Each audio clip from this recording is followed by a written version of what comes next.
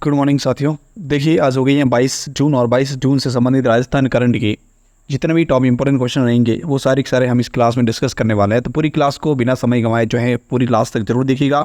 चलिए हम बात करने वाले हैं आज की इस क्लास में most important Rajasthan current question के बारे में। देखिए शुरू करते हैं। फर्स्ट क्वेश्चन लिखा हुआ है, हाल ही में मुख्यमंत्री द्वारा बीकानेर में 3 तथा फलोदी में 1 सोलर पार्क हेतु भूमि आवंटित की गई है। इनकी कुल क्षमताएं क्रमशः कितनी होगी? काफ़ी अच्छा क्वेश्चन, याद रखना, आने वाला एग्जाम की दृष्टि से इंपॉर्टेंट भी है कि हाल ही में मुख्यमंत्री द्वारा बीकानेर के अंतर्गत जो है 3 और फलोदी के अंतर्गत जो है 1 सोलर पार्क के लिए भूमि आवंटित की गई है, जिनकी कुल क्षमताएं कितनी होगी? ये सोलर पार्क जो है इनकी कुल क्षमताएं कितनी होगी? तो देखिए याद रखिएगा, बीकानेर के अंतर्गत अगर हम बात करें किसमें, बीकानेर के अंतर्गत, तो बीकानेर में होगी उसकी क्षमता 2450 मेगावाट की, ठीक है। और फलोदी की बात करें तो फलोदी के अंतर्गत जो है यह कितनी होगी? फलोदी में होगी ये 500 मेगावाट। कितनी? 500 मेगावाट, यानी कि बीकानेर के अंतर्गत 2450 और फलोदी में 500 मेगावाट, यानी कि सी ऑप्शन यहाँ पे जो है हमारा इसका बिल्कुल करेक्ट रहेगा, ठीक है। चलिए थोड़ा सा इसके फैक्ट की अगर मैं बात करूँ और तो देखिएगा, बीकानेर में जो है टोटल 3 सोलर पार्क लगाए जाएंगे और फलोदी के अंतर्गत जो है 1 सोलर पार्क लगाया जाएगा, जिसकी क्षमता आपके सामने मैंने अभी बता दी आपको, ठीक है। चलिए फिर बात करते हैं आगे नेक्स्ट अगले क्वेश्चन की तरफ। नेक्स्ट देखिएगा, क्वेश्चन नंबर 2 लिखा हुआ है, हाल ही में राजस्थानी भाषा में किसे केंद्रीय साहित्य अकादमी युवा पुरस्कार 2024 के लिए चुना गया है? काफ़ी अच्छा क्वेश्चन, याद रखना, राजस्थानी भाषा में किसे केंद्रीय साहित्य अकादमी युवा पुरस्कार 2024 के लिए चूज किया गया है? तो यह उनको जो है चूज किया गया है किसे? सोनाली सुथार को, यानी कि यहाँ पे हमारा ए ऑप्शन जो है इसका बिल्कुल करेक्ट रहेगा, सोनाली सुथार, ठीक है। चलिए थोड़ा सा अगर हम फैक्ट की बात करूँ तो इनका संबंध जो है, सोनाली सुथार जो है इनका संबंध है बीकानेर जिले से। किससे है भाई? बीकानेर जिले से है ये। और दूसरी अगर बात करूँ कि राजस्थानी युवा कवयित्री जो है ये चित्रकार सोनाली सुथार है, चित्रकार है, ये याद रखना इनको, ठीक है, चित्रकार सोनाली सुथार, ठीक है, बीकानेर से रिलेटेड है ये। फिर बात करें तो राजस्थानी भाषा के अंतर्गत इनकी जो एक कविता संग्रह है, क्या है? कविता संग्रह, उसके लिए उनको जो है ये पुरस्कार मिलने वाला है। तो कविता संग्रह है, मैं लिख देता हूँ एक बार कविता संग्रह का नाम यहाँ पर कि कौन सी कविता है जिसके लिए उन्हें ये पुरस्कार मिला है। तो उसका उस कविता का नाम है इनका शुद्ध साधु जग आंगणे, याद रखना, पॉइंट थोड़ा सा, बिल्कुल राजस्थानी भाषा का शब्द है, शुद्ध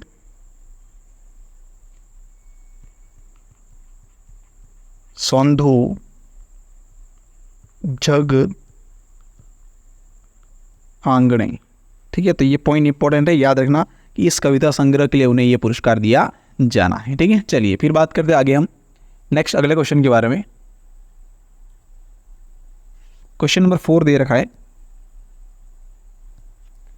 जयनारायण व्यास विश्वविद्यालय जोधपुर के द्वारा किस पौधे से कैंसर कोशिकाओं को खत्म करने में सफलता प्राप्त हुई है? तो वह प्राप्त हुई है किससे? हटड़ पौधे से, यानी कि यहाँ पे जो है ये हटड़ नहीं, सॉरी, हरड़ है, याद रखना इस पे, हरड़, ठीक है, ये यहाँ पे र है बीच में, तो बी ऑप्शन यहाँ पे इसका हमारा बिल्कुल करेक्ट रहेगा, ठीक है। चलिए देखते हैं नेक्स्ट अगले क्वेश्चन की तरफ बढ़ते हैं। देश का सबसे ऊंचा आईपीडी टावर निम्नलिखित में से किस स्थान पर बनाया जा रहा है? तो यह बन रहा है कहाँ पर? हमारे राजस्थान के जयपुर के अंतर्गत, यानी कि यहाँ पे डीएस ऑप्शन जो है इसका बिल्कुल करेक्ट रहेगा, ठीक है। दूसरी बात थोड़ा सा याद रखिए, इसके बारे में और फैक्ट बना, तो जयपुर में कहाँ बन रहा है? तो जयपुर के अंतर्गत ये बन रहा है सवाई मानसिंह अस्पताल परिसर के अंतर्गत, ठीक है, कहाँ पर? सवाई मानसिंह अस्पताल परिसर के अंतर्गत, ठीक है, ये पॉइंट इंपॉर्टेंट, सवाई मानसिंह अस्पताल का जो परिसर है वहाँ पर ये बनाया जा रहा है। तो ये पॉइंट काफ़ी इंपॉर्टेंट है, ये भी याद रखना। और इसमें टोटल कितनी मंजिलें होगी? तो टोटल मंजिलें जो है वह होगी कितनी, मतलब कितने माले इसमें होंगे? तो टोटल 24 मंजिल इसमें होगी, ठीक है। चलिए फिर बात करते हैं आगे। और एक और चीज़ इसमें इंपॉर्टेंट है भाई, वास्तुकार इसके कौन है? काफ़ी अच्छा पॉइंट याद रखना, वास्तुकार इसके कौन है? वास्तुकार, तो इसके जो है वास्तुकार है अनूप बरतरिया, याद रखना, पॉइंट काफ़ी इंपॉर्टेंट है, अनूप बरतरिया, ये इनके वास्तुकार है। ये पॉइंट मोस्ट इंपॉर्टेंट एग्जाम की दृष्टि से याद रखना, ठीक है, अनूप वास्तुकार। तो यहाँ पे डी ऑप्शन हमारा बिल्कुल सही रहेगा, ठीक है। चलिए फिर बात करते हैं नेक्स्ट अगले क्वेश्चन की तरफ। नेक्स्ट है, हाल ही में जारी राजस्थान एसडीजीज सूचकांक 2024 संस्करण 5.0 में कौन सा जिला शीर्ष स्थान पर है? तो इसके लिए जो है शीर्ष स्थान पर कौन सा? राजस्थान का झुंझुनू जिला, यानी कि बी ऑप्शन इसका हमारा बिल्कुल करेक्ट रहेगा। ठीक है, चलिए थोड़ा सा आगे बढ़ते हैं, नेक्स्ट अगले क्वेश्चन की तरफ देखते हैं।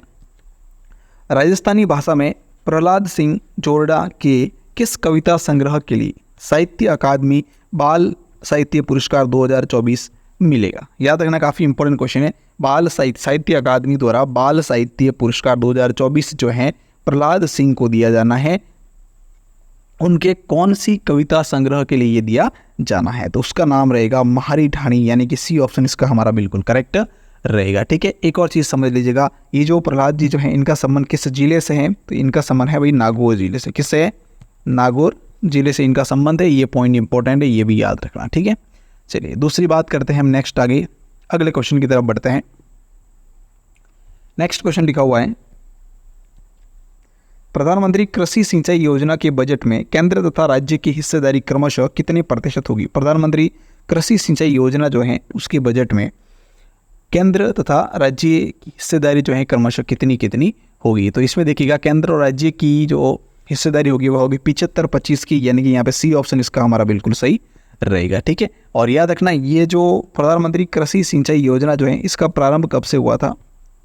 इसका प्रारंभ जो है वह हुआ था कब से? 1 जुलाई से। कब से हुआ था भाई? 1 जुलाई 2015 से। ठीक है, ये पॉइंट भी इंपॉर्टेंट है, याद रखना। ठीक है, चलिए फिर बात करते हैं आगे, नेक्स्ट अगले क्वेश्चन को देखिएगा। देश का दूसरा सबसे बड़ा परमाणु ऊर्जा संयंत्र कहाँ बन रहा है? काफ़ी अच्छा क्वेश्चन है, मोस्ट इंपॉर्टेंट लगा दीजिए इस क्वेश्चन को तो, कि हाल ही में देश का दूसरा सबसे बड़ा परमाणु ऊर्जा संयंत्र कहाँ बनने जा रहा है? तो यह बनने जा रहा है अभी कहाँ पर? बांसवाड़ा के अंतर्गत, यानी कि सी ऑप्शन इसका भी हमारा बिल्कुल करेक्ट रहेगा। थोड़ा सा इसके बारे में फैक्ट हम देख लेते हैं कि क्या इंपॉर्टेंट है, कि पहला जो है वो कहाँ पर है, ये भी पॉइंट बड़ा इंपॉर्टेंट बनता है कि पहला, ये तो सेकेंड नंबर है। ठीक है, फर्स्ट जो है वो कहाँ पर बना हुआ है? तो फर्स्ट बना हुआ है कहाँ पर? कुडनकुलम तमिलनाडु में बना हुआ है। कहाँ पर बना हुआ है? याद रखना, कुडनकुलम तमिलनाडु।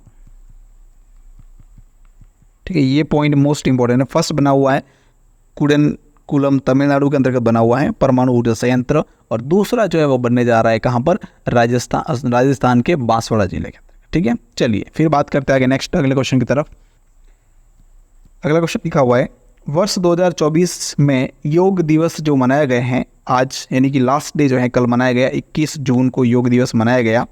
ठीक है, तो इसकी थीम जो है वो क्या रखी गई थी? तो इस योग दिवस की थीम रखी गई थी भाई, कौन सी थीम रखी गई थी? योग दिवस की थीम रखी गई थी स्वयं और समाज के लिए योग। स्वयं और समाज के लिए योग, यानी कि सी ऑप्शन जो है इसका हमारा बिल्कुल करेक्ट यहाँ पर रहेगा। ठीक है, चलिए दूसरी बात बता दूं कि ये जो है वो 10वां अंतर्राष्ट्रीय योग दिवस मनाया गया है। 10वां अंतर्राष्ट्रीय योग दिवस भी हाल ही में जो कल मनाया गया है वो 10वां अंतर्राष्ट्रीय योग दिवस मनाया गया। याद रखना, 10वां अंतर्राष्ट्रीय योग दिवस मनाया गया है। काफ़ी इंपॉर्टेंट क्वेश्चन है, ये भी याद रखना। ठीक है, चलिए दूसरी बात करते हैं आगे, थोड़ा सा इसका और फैक्ट जान लेते हैं हम कि क्या है इसके बारे में और इम्पोर्टेंट बात। देखिए इसके बारे में थोड़ी सी सुन लीजिए, योग दिवस के बारे में। इसकी शुरुआत कब से हुई थी? तो याद रखना इसकी शुरुआत जो है सबसे पहले जो हमारे भारत के प्रधानमंत्री हैं श्रीमान नरेंद्र मोदी पीएम, याद रखना भारत के पीएम जो हैं उन्होंने 27 सितंबर 2014 को संयुक्त राष्ट्र महासभा में ये संबोधन करते हुए जो है प्रस्ताव रखवाया था, योग दिवस मनाया जाना चाहिए इस बात को लेकर।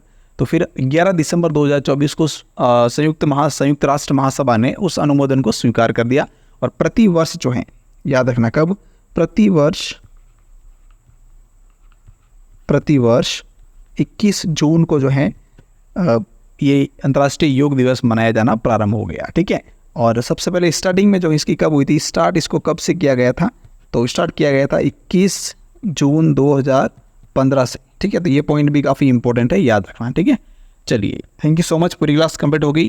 क्लास को शेयर, लाइक, कमेंट जरूर कीजिए। Good morning.